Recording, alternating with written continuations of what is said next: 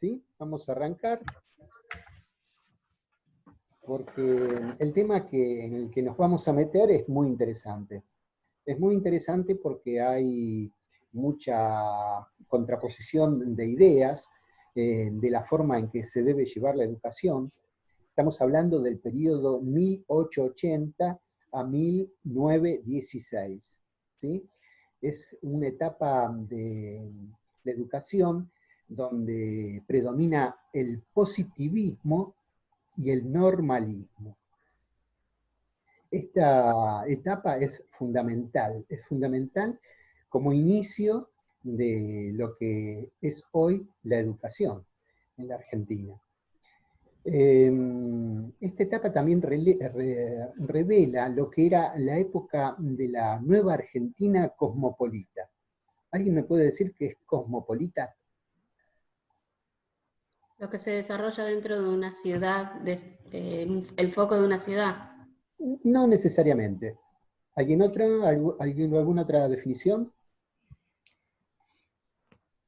Ciudadano del mundo. ¿Cómo? Ciudadano del mundo. Ahí me gustó más, ahí me gustó más. Bueno, sí, cosmopolita viene del griego, cosmos, que es mundo, y politis, ciudadano. ¿Por qué decimos que es una nueva Argentina cosmopolita? Porque en ese periodo, 1880-1916, acude al país una gran inmigración. Por ejemplo, acá en Capitán Sarmiento, 1880. ¿Qué pasa en el territorio de lo que hoy es? No, ni siquiera Capitán Sarmiento.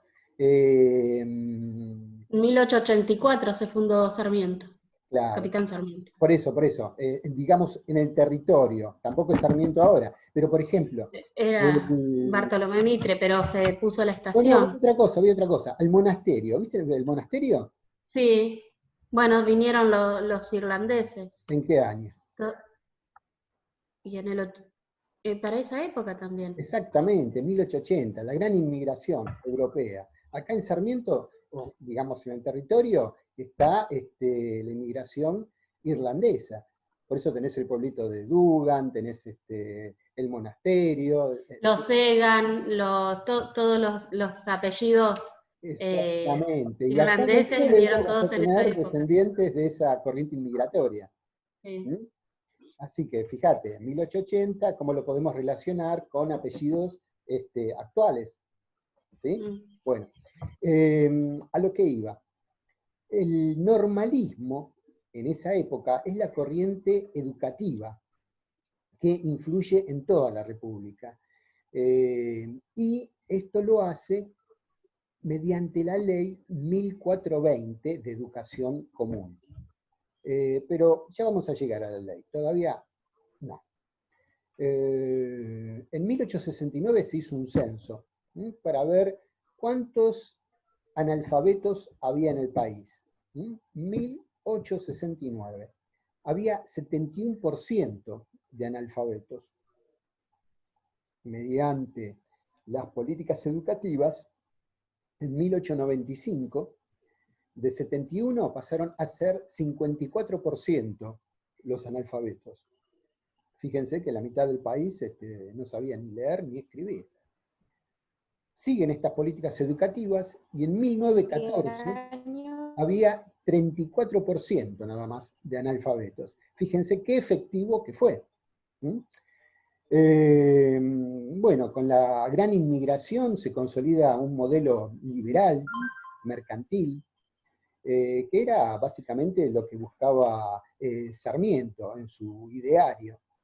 El perfil que tiene el nuevo hombre argentino lo delimita la ley 1420, donde la escuela primaria desarrollaba la moral, todo lo que es lo intelectual, lo físico, y algo curioso, la prescindencia de la formación religiosa.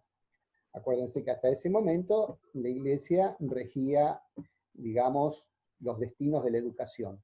Acá ya hay un enfrentamiento, hay un enfoque. La ley 1420 saca a la educación de las escuelas. primero de una manera, digamos, más leve, porque se prohibía dar educación en el horario de la escuela. Sí se podía dar y utilizar las escuelas media hora antes, es decir, la clase de religión tenía que terminar media hora antes del inicio de la jornada, o se podía dar religión media hora después de que terminara el horario escolar. Y no era Fíjense, obligatorio acudir a las clases. claro, y fíjense que esto ya es un enfrentamiento abierto con la posición de los que querían mantener la Iglesia Católica dentro de la educación primaria. Y fíjense que ese lapso de media hora antes, media hora después, prácticamente desbarataba todo, porque ¿quién iba a esperar media hora después del término de las clases para que empezara religión? O, por el contrario, levantarse muy temprano para ir media hora, después tener un lapso hasta que empezaran de nuevo las clases. Era un ataque abierto, ¿no? Como para sacarlo. Entonces acá ya tenemos dos corrientes de pensamiento que van a chocar. Uno a través de la tradición católica, ¿sí? que trataba de perpetuar esa tradición española en cuanto al catolicismo, y la otra que venía con pensamientos más de Inglaterra, de Estados Unidos, donde la religión se dejaba un poco de lado para hacer algo más utilitario. El ideario de Alberdi, ¿se acuerda que hablamos en la clase anterior? Querían que los jóvenes sean formados para vencer al enemigo. ¿Quién era el enemigo? Lo que retrasaba el progreso, ¿sí? En el ideario de Alberdi, el enemigo era el desierto. ¿El desierto por qué? Porque el desierto no era desierto, empecemos por ahí, ¿no? Pero eran, digamos, grandes territorios dominados por los indios, al cual había que, digamos, someter. Por supuesto, desierto trae toda una connotación de que ahí no hay nada, no, vivían gente y demás, pero para la propaganda política de la época, e inclusive se traslada hasta nuestros días, era la guerra del desierto. ¿Qué desierto? Bueno, pero servía para los fines políticos, ¿sí? El desierto significaba atraso, un atraso material. Acuérdense que había poca población, ese era un gran problema de esa época, por eso la inmigración, ¿sí? La gran inmigración, tanto es así que el 50% después de la gente era extranjero, no era propio ni natural de acá del país. Otra cosa que atrasaba el progreso era la naturaleza bruta y primitiva del continente. ¿A qué llamamos naturaleza? ¿A los árboles, a los pastitos? No, no. Era justamente contra el indígena, ¿sí?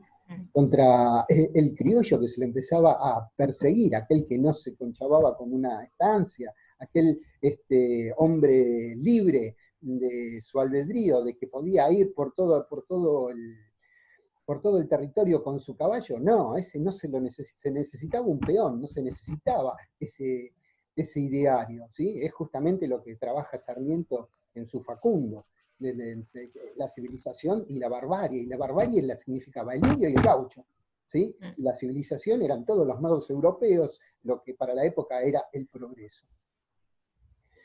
La escuela, al sacar la influencia de la Iglesia Católica, tiene que suplantar, digamos, todo lo que era la simbología que daba la religión por otra cosa.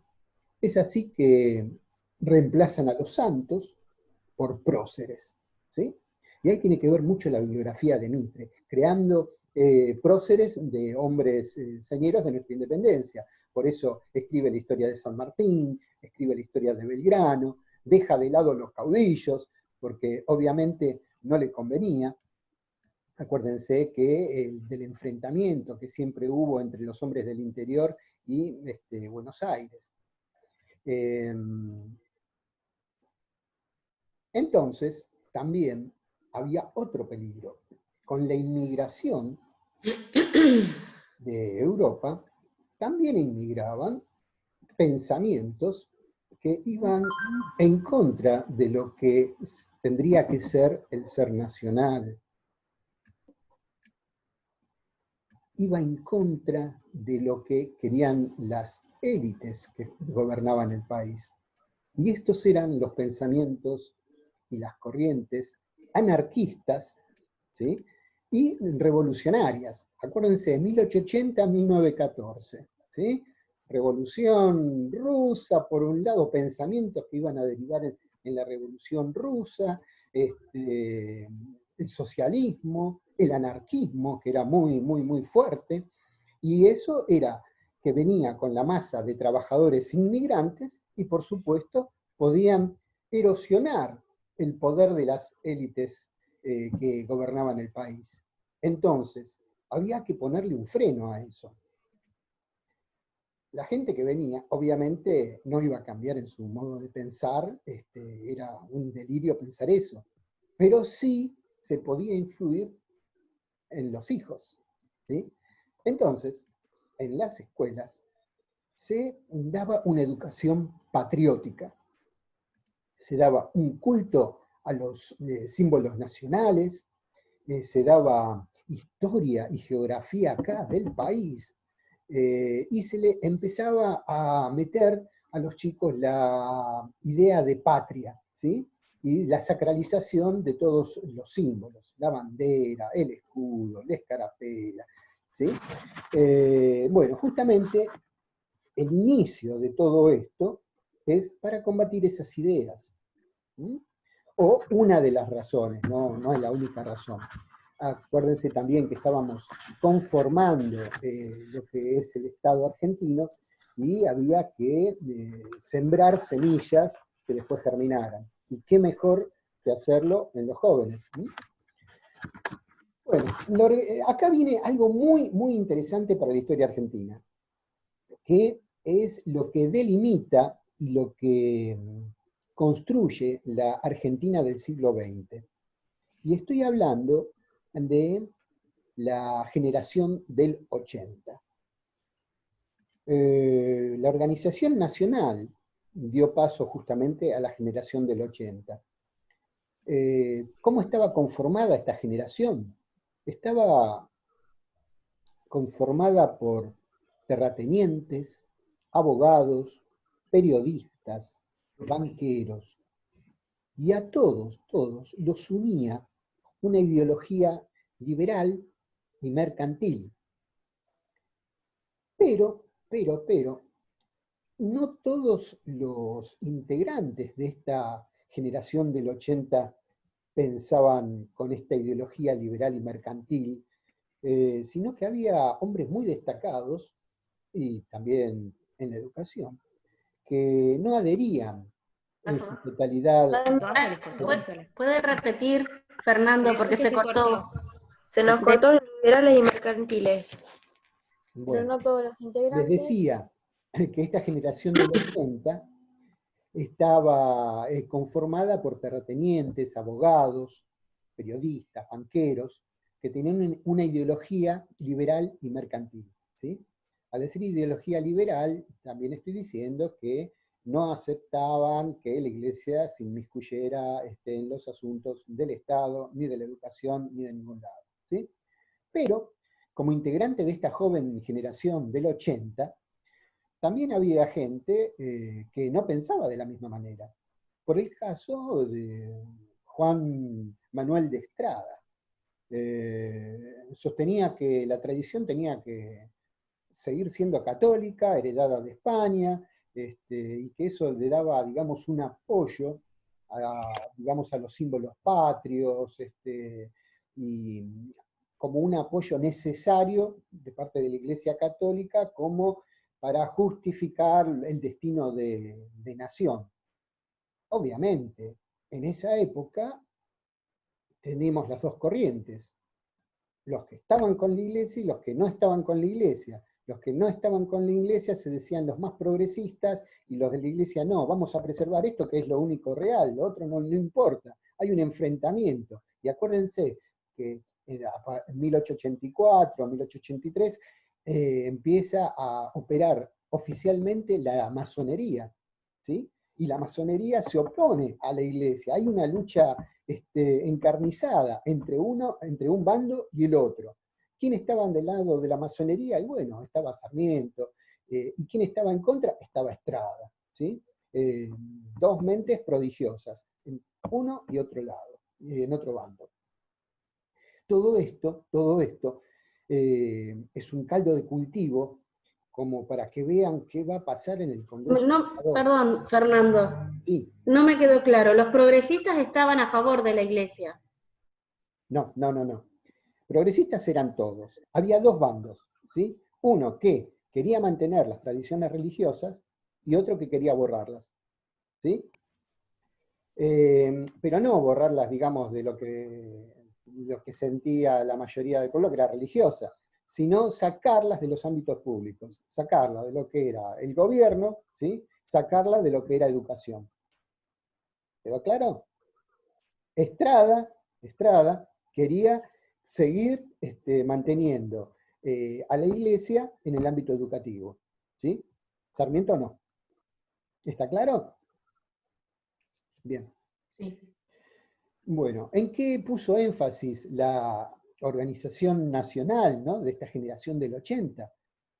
Puso énfasis en la alfabetización, ya lo vimos cómo año a año fue disminuyendo el porcentaje de analfabetos en el país, así que eso dio resultado.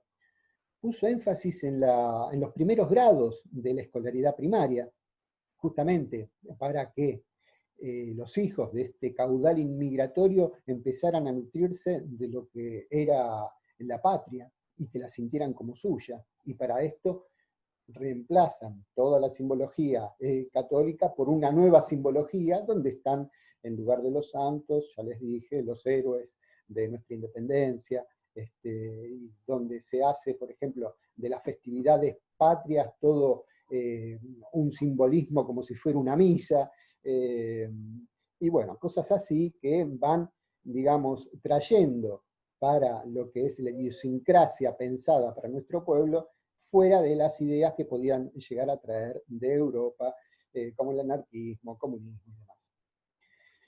Bueno,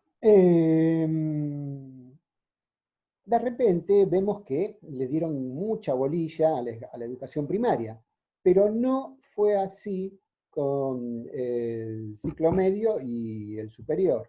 No se le dio mucha bolilla a todo lo que sea universitario y no universitario como nivel terciario. Y tampoco se desarrolló mucho el nivel secundario.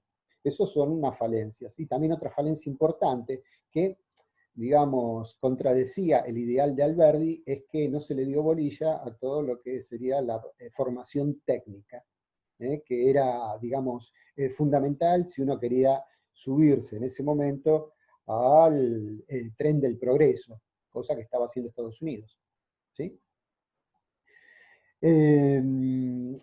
Vamos a hablar ahora un poquito, metiéndonos en la parte de educación, de lo que es el normalismo y el positivismo pedagógico. Abrevaba el positivismo pedagógico en el pensamiento de Augusto Comte, de Heriberto Spencer. ¿Alguien me puede decir un poquito del positivismo pedagógico? ¿Qué es lo que entienden? Si lo vieron o no lo vieron. Las escucho. ¿Nunca escucharon hablar del positivismo pedagógico? ¿No? Bueno, vamos He a... escuchado, pero la verdad es que ahora no me acuerdo exactamente lo que es. Bueno, Gisela, tenés un demérito. Vamos a ver. Bueno, está bien. No, para nada. Bueno, el positivismo pedagógico valora las ciencias naturales, valora la aplicación del método experimental, acepta que el evolucionismo es lo que se tiene que enseñar para saber cuál es el origen del universo, cuál es el origen del hombre. ¿Se acuerdan la película del año pasado? Del juicio... Sí, la teoría de Darwin. Exactamente, exactamente. Fíjense, el despelote que se armó con esas corrientes de pensamiento, que de repente negaban a Dios y el ser evolucionado venía del mono, una cosa, viste, que era revolucionaria para la época. Ahora, viste, nos reímos porque después de ver tanta agua que pasó bajo el puente, nos parece algo ingenuo, pero bueno, en esa época realmente encendía las pasiones.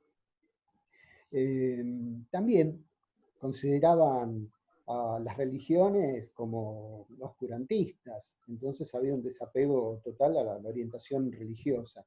Todo eso estamos hablando del positivismo pedagógico, ¿sí? Basados en las ideas de Comte.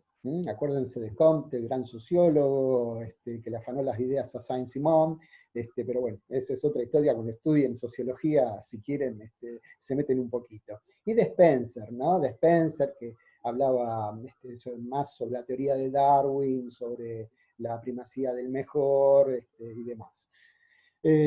Además, otra cosa que tenía el positivismo es que siempre se pensaba que a través del tiempo todo se mejoraba, y no que podía haber una involución. Hoy por hoy vemos cómo a veces se avanza y a veces se retrocede, y no es un camino permanente al progreso, ¿sí? Bueno, pero el positivismo pensaba eso. Ahora, acá hay una escuela que es fundamental a lo que fue la educación argentina y que impuso una corriente que se llamaba el normalismo. Y estoy hablando de la Escuela Normal de Paraná, ¿sí? ¿Qué se enseñaba en esta Escuela Normal de Paraná que después se distribuyó por todas las escuelas de la República? Bueno, por ejemplo, el normalismo valoraba lo europeo frente a lo hispano-criollo. Lo hispano-criollo era descartado por atrasado. Adhería al mítico proceso cientificista, que la ciencia lo podía explicar todo. Fíjense cómo dejan de lado la religión, por ejemplo, con esto. Adhería al enciclopedismo, que esto es algo muy atacado en los tiempos actuales, donde quieren que el alumno no sepa, digamos, con una cultura general amplia, sino que sea algo específico para su futuro trabajo. Con lo cual creo que es un error. La cultura general siempre hay que tenerla como para tener otras visiones y no ser tan esquemático. Después también se consideraba, esto es importante, al magisterio como una especie de sacerdocio laico. Fíjense, esta discusión, ¿qué debe ser un docente? Vos podés adoptar esto que es como un sacerdocio laico, en el sentido que vos tenés que ser el ejemplo para tus alumnos, tenés que llevar una vida, digamos, acorde con los principios. Fíjense que esto está emparentado con lo que pensaba Belgrano, ¿se acuerdan? En su reglamento, que decía que el docente tenía que llevar un modo de vida. Bueno, esto actualmente no es así.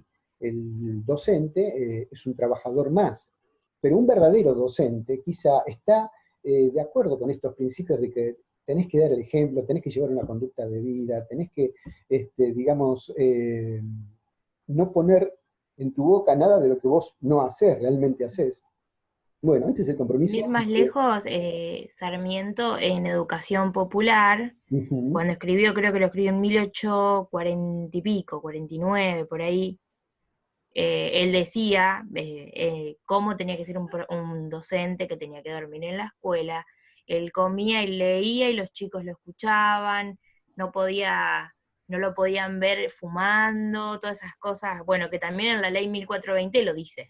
Exactamente, la ley 1420, digamos, es un reflejo del pensamiento de Sarmiento, ¿sí? En muchas cosas.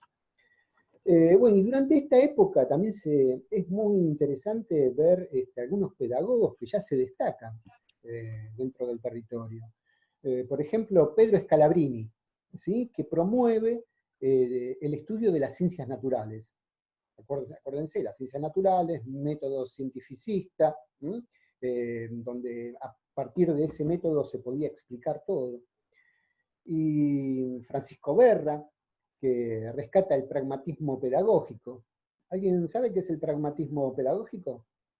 Pragmatismo pedagógico. Bueno, el pragmatismo pedagógico se basa en la acción, en la experiencia del niño, en la utilidad, ¿sí? Ya lo van a ver más adelante, seguramente en otras materias, didáctica y demás.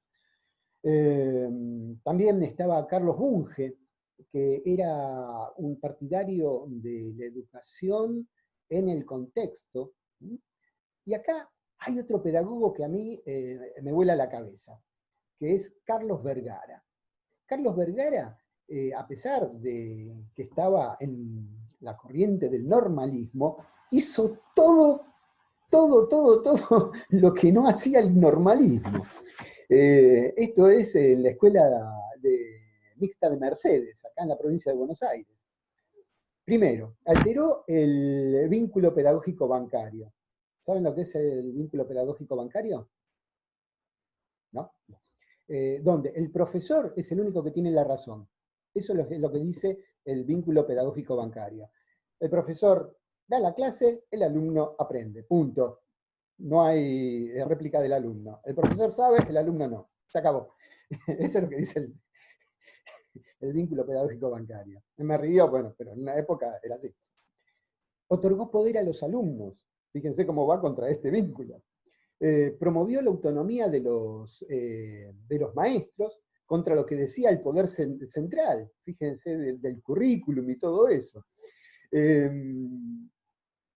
Rompe los espacios y los tiempos escolares, lo que estaba pactado que tenía que ser, cuánto de recreo, cuánto esto, en esta aula, el tipo saca todo eso. Estamos hablando de 1880, recién estas ideas, ¿saben por quién son tomadas? Por Freire, en 1968, casi 100 años después. Así que fíjense la mente de este tipo. Todos escuchamos hablar de Freire, pero... y lo decimos, ¡wow! ¡Qué cabeza! No, esto fue craneado 100 años antes por este tipo, Vergara, un loco de la guerra, pero que revolucionó en su tiempo toda la manera de pensar la educación. Bueno, y ahora nos vamos a hacer, ya se viene el Congreso Pedagógico. En 1880, la capital de Buenos Aires digamos, se separa de la provincia, ¿no? En 1880 se forma la capital, y había que regir los establecimientos educativos de la capital. Entonces se crea todo un Consejo Nacional de Educación. ¿Quién está a cargo? El Superintendente General de Educación y presidente de ese consejo, que era Sarmiento, ¿sí? La idea era gobernar las escuelas primarias de este nuevo territorio, que es la capital. El ministro de Justicia e Instrucción Pública en ese momento era Manuel Pizarro, y él convoca el primer Congreso Pedagógico para aunar políticas. ¿Qué querían en este Congreso Pedagógico? Bueno, ver cómo era el estado de la educación del país, los medios prácticos y eficaces para impulsar el progreso de la educación, y cómo tenían que actuar los políticos para que justamente esto se lograra. Y también había que estudiar la forma de legislación en la educación común, ¿sí? Y las reformas. Y ahí sale la ley 1420 y demás. Bueno, entonces, para la próxima clase, ya esto está terminando, vamos a tener el Congreso Pedagógico. Y fíjense todas las ideologías que se van a enfrentar y a debatir en ese Congreso. Los que estaban a favor de la Iglesia, los que estaban en contra de la Iglesia, los que estaban a favor de un poder centralizado en Buenos Aires, los que querían imponer las cosas del interior. Todo eso se va a formar en el Congreso Pedagógico. ¿Sí? ¿Cómo dijo el nombre del funcionario que pide el Congreso? Pizarro. Pizarro. Manuel Pizarro, ¿sí? Que era el ministro de Justicia y de Instrucción Pública en ese momento. 1881. Bueno, por acá, basta por acá. Próxima clase, Congreso Pedagógico. Pero vean las fuerzas antagonistas que se van a enfrentar ahí. ¿Correcto? Es muy, muy interesante. Bueno, nada más, chicas. Las veo en la próxima. Espero que no ser muy pesado. y buen fin de para todas. Igualmente. Gracias. Que descansen. Chao, chicas. Chao. Chao, chao.